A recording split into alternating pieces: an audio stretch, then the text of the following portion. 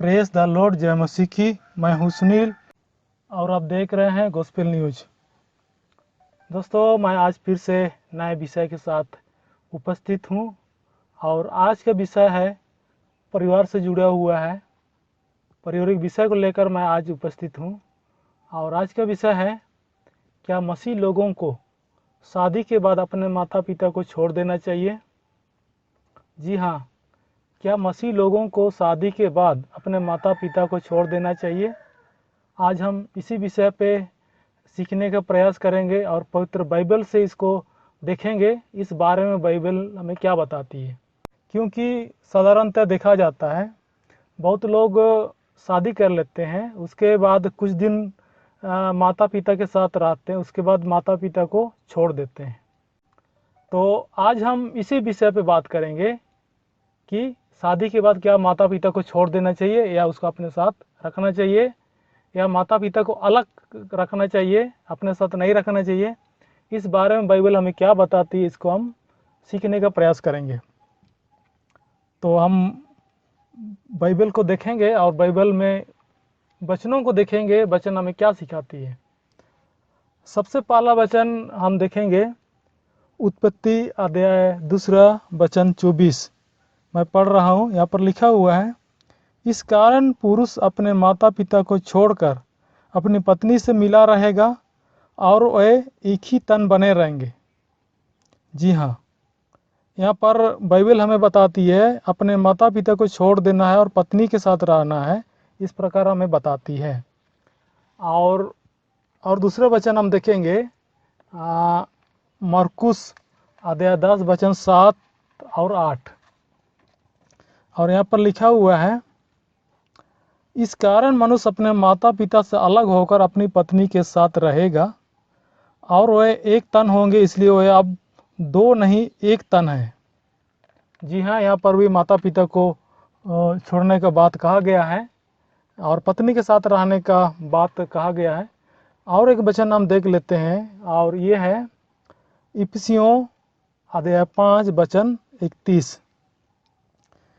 मैं पढ़ रहा हूँ, इस कारण मनुष्य अपने माता पिता को छोड़कर अपनी पत्नी से मिला रहेगा और वह एक तन होंगे। जी हाँ, हमने 3 वचन बाइबल से पढ़े हैं और तीनों में एक ही बात कहा गया है कि अपने माता पिता को छोड़ देना है और अपने पत्नी के साथ रहना है।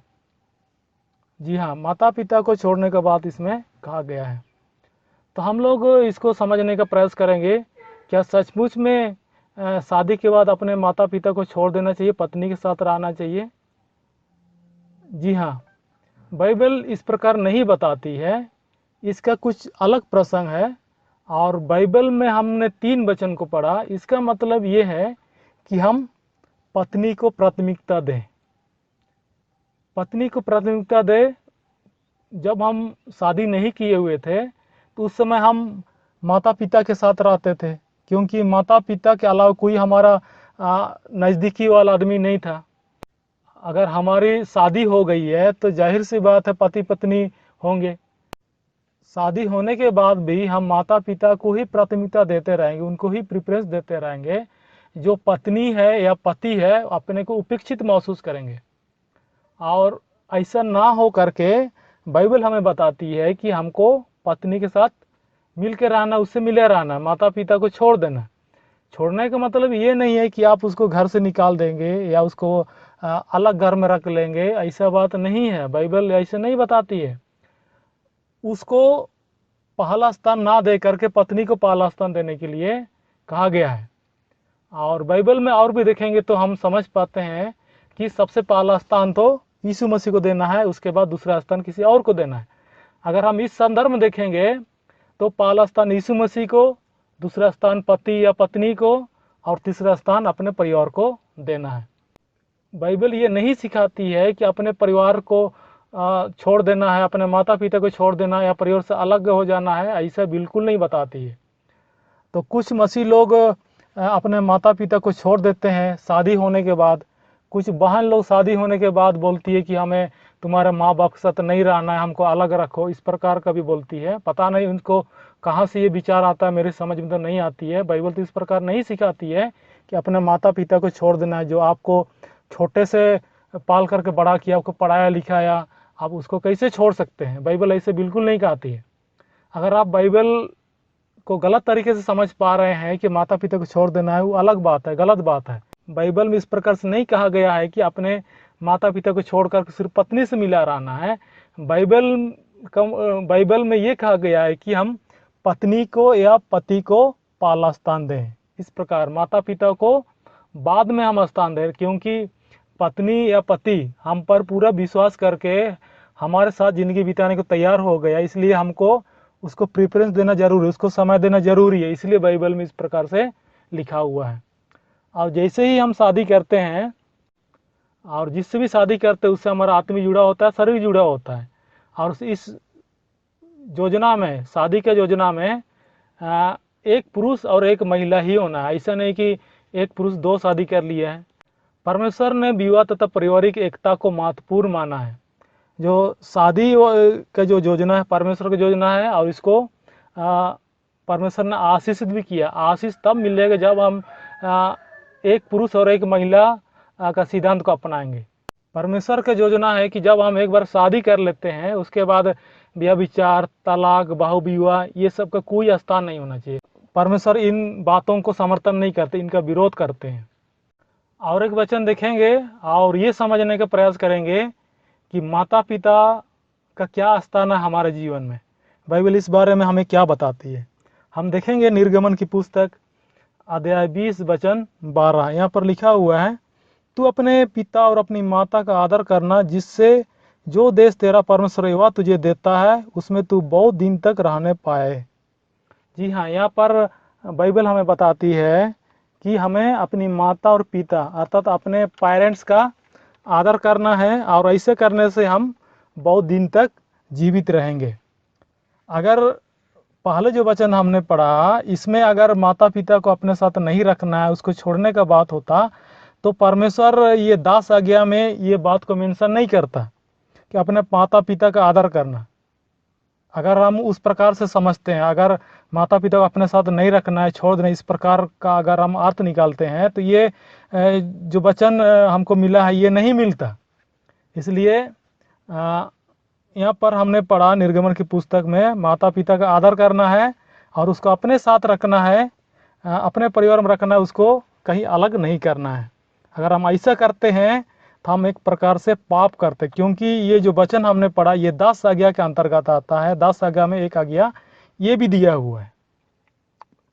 इसलिए हमें अपने माता पिता का आदर करना है, उसका ख्याल रखना है, उसको अच्छा से रखना है, क्योंकि वही जो माता पिता हम छोटे थे, हमको पाल पोस करके बड़ा किए, कितनी परेशानियों को झेल करके हमको पढ़ाया लिखाया, नौकरी दिलाया, और उसको हम शादी होने के बाद कैसे छोड़ सकते हैं। इसलिए हमको माता पिता का आदर करना चाहिए, उसको हमेशा अपने साथ रखना चाहिए। अगला वचन हम देखेंगे भजन संहिता अध्याय 45 वचन 10। इसमें एक महिला के बारे में, एक लड़की के बारे में कहा गया है, उसको शादी के बाद कैसा रहना है। हम पढ़ लेते हैं। हे राजकुमारी, सुन और कान लगाकर ध्यान दे, अपने लोगों और अपने पिता के घर को भूल जा।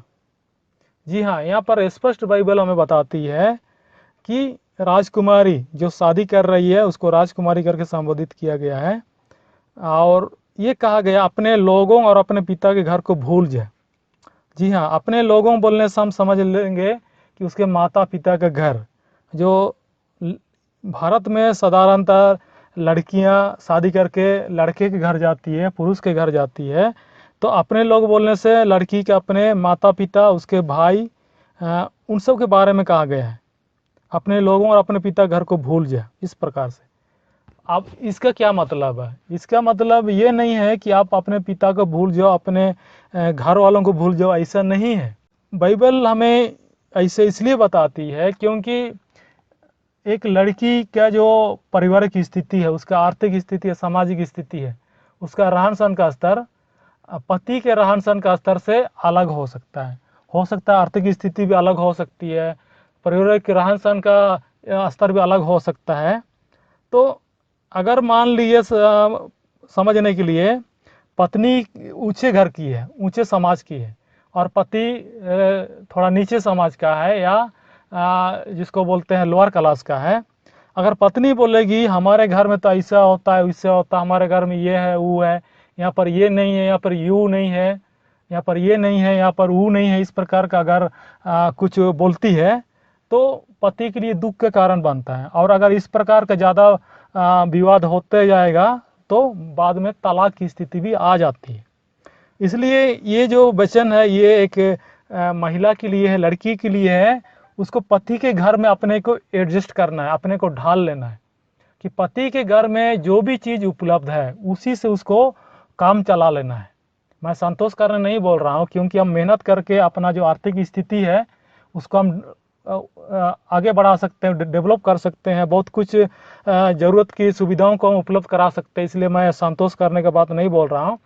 लेकिन जब शादी होकर के आती है, पति के घर में आती है, तो उसको जो भी चीज़ें मिलती है उसी में अपने को ढाल लेना है, उसी के अनुसार अपने को जीवन बिताना है। उसको कभी ये नहीं बोलना है कि मेरे माँ बाप के घर में ये है, मेरे माँ बाप के घर में वो है, यहाँ पर ये नहीं है, इस प्रकार कभी नहीं बोलना है। अगर इस प्रकार का बोलती है तो जाहिर सी बात है कि पति के बीच में झगड़ा हो जाएगा और बाद में तलाक की स्थिति भी आ सकती है। इसीलिए बाइबल हमें बताती है, भजन संहिता में हमें बताती है कि लड़की जब शादी करके पति के घर जाती है तो अपने को उस माहौल में ढाल लेना है, और उसको ये नहीं बोलना है कि हमारे घर में ये है। इसलिए यहाँ पर कहा गया है अपने लोगों और अपने पिता के घर को भूल जा। भूल जा मतलब इस प्रकार से मतलब है कि वहाँ का को अपने घर के जो स्थिति है अपने पति के घर में चर्चा नहीं करना है। हाँ, दुख सुख में साथ देना है, दुख में अपने माता पिता की सेवा करना, देखभाल करना है, लेकिन पत्नी अपने घर की तुलना पति के घर से ना करे। बाइबल में यही चीज़ बताने का प्रयास किया गया है। अगर ऐसे करते हैं तो जाहिर सी बात है परिवार टूटेगा। अब आप समझ गए होंगे कि मसीह लोगों को शादी के बाद माता पिता के घर को छोड़ देना चाहिए या माता पिता को छोड़ देना चाहिए या नहीं। आज का संदेश आपको कैसे लगा आप ज़रूर कमेंट करके हमें बताएं। वीडियो देखने के लिए आपको बहुत बहुत धन्यवाद। परमेश्वर आपको आशीष दे। आमीन।